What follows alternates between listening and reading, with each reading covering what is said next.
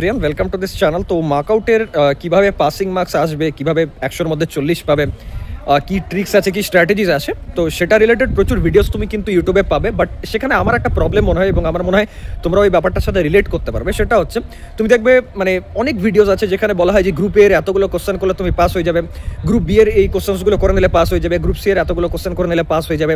তাহলে চেষ্টা করো গ্রুপ এ থেকে এতগুলো অ্যাটেম্প্ট করার, গ্রুপ বি থেকে এতগুলো অ্যাটেম্প্ট করার, গ্রুপ সি থেকে এতগুলো অ্যাটেম্প্ট করার। এবার আমি এখানে একটা ব্যাপার বুঝি না যে যখন মানে একটা স্বাভাবিক যে কোনো স্টুডেন্ট যখন পরীক্ষার হলে বসে এক্সাম দেয় বা লাইক পেন খুলে পর জাস্ট ওই এক্সামিনেশন শিটটাতে লেখা শুরু করে, তখন তার মাথায় এটা থাকে না যে গ্রুপে কতগুলো করতে হবে বা গ্রুপ বিতে কতগুলো করতে হবে বা গ্রুপ সি এ কতগুলো থাকবে। তো তার মাথায় একটাই জিনিস চলে যে আমি কোন টপিকটা জানি আর কোন টপিকটা জানি না। মানে ব্যাপারটাকে ওরকমভাবে নিয়েই না যে শর্ট কোশ্চেন বা গ্রুপ বি এর কোশ্চেন নাকি গ্রুপ সি এ ভেরি লং কোশ্চেন, এরকমভাবে দেখো না। ব্যাপারটাকে এরকমভাবে দেখো যে কতগুলো টপিক আমার কভার আছে। যদি ধরো টপিক ক্লিয়ার থাকে না, তাহলে সেটা শর্টের জায়গায় আসুক কিংবা গ্রুপ বিতে আসুক বা গ্রুপ সিতে আসুক, যায় আসে না। তুমি টপিক জানা থাকলে সেটা যেভাবে হোক লিখবে। এবার রিসেন্টলি কিছু লাইভ সেশনও করেছি তোমাদের অনেকের কলেজের টপারের সাথে।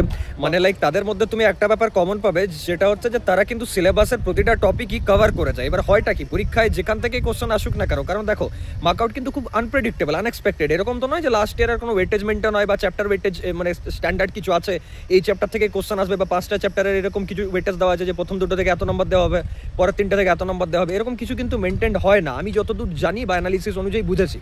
তো সেখানে প্রতিটা টপিক কভার করা সব থেকে সেফ পার্ট। আরেকটা ব্যাপার হচ্ছে এরকম নয় যে কোনো টপিক আমি একদম ডেপথে গিয়ে বা ডেরিভেশন ক্লিয়ার করলাম, এটা তো গেট নয়, বা এরকম নয় যে তোমাকে যেই অ্যাডভান্স বা যেই মেন্স ক্লিয়ার করতে হবে এবং এমসিকিউ বেসড কোশ্চেন আসবে। এখানে পরিষ্কার হচ্ছে যে প্রতিটা টপিক কভার করতে হবে, আর এখানে তোমাকে প্রতিটা টপিক কভার করতে হবে, খাতায় নামাতে হবে ওই রিলেভেন্ট যাই আসুক, সেটা নিউমেরিক্যাল আসুক বা কোনো থিওরি পার্ট আসুক। তো টেক কেয়ার অফ দ্যাট।